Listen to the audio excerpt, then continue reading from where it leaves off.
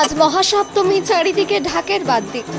অঞ্জলির প্রস্তুতি আর বর্ণময় শোভাযাত্রায় মুখরিত সারা বাংলা। তবে সিদুলি গ্রামে রয়েছে এক ভিন্ন মাত্রার উৎসবের আমেজ, যেখানে মিলেছে ইতিহাস, ঐতিহ্য এবং মানুষের নিবেদন।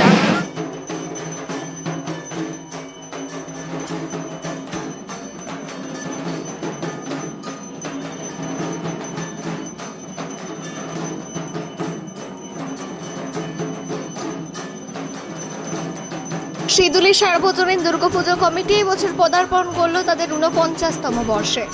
দীর্ঘ প্রায় ৫ দশক ধরে এই পুজো হয়ে উঠেছে শুধু এক উৎসব নয়, গোটা গ্রামের আত্মপরিচয়। কিন্তু এই কমিটি নয়, গ্রামে দুর্গা উৎসব ইতিহাস আরও প্রাচীন।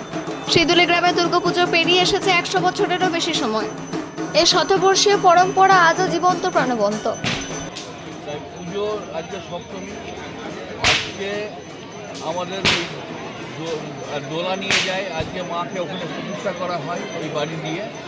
তো মায়ের যে প্রতিষ্ঠা হয় আজকে, আজ থেকে এবছর মহাসপ্তমীতে এই পুজোয় অংশগ্রহণ করতে দেখা গেছে প্রায় ১৫০ থেকে ২০০ জন দণ্ডিধারীকে। একদিকে যেমন আধ্যাত্মিকতা, অন্যদিকে তেমনই আছে সামাজিক মিলনের আবহ।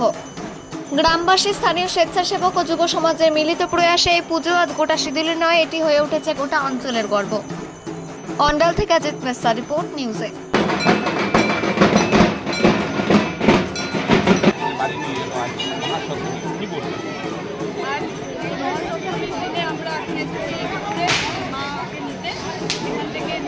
আমরা আমাদের এই 4টে দিন আমরা খুব আনন্দের সঙ্গে কাটাই। সব গ্রামবাসী আমরা একসাথে উৎসব পরিচালনা করি। এই দিনগুলোতে আমরা সবাই একে অপরের সঙ্গে একসাথে মিলেমিশে থাকতে পারি। আর এবছর তো আরও আমরা ভালো করে কাটাতে পারবো, কারণ এবছর আমাদের মাননীয় মুখ্যমন্ত্রী আমাদের যে অনুদান দিয়েছে, তাতে এই পুজোর যা জোগাড় তার থেকে আরও ভালোভাবে হবে।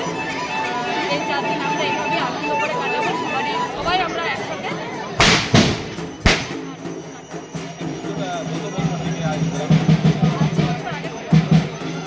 গ্রামবাসীকে কি বলবেন?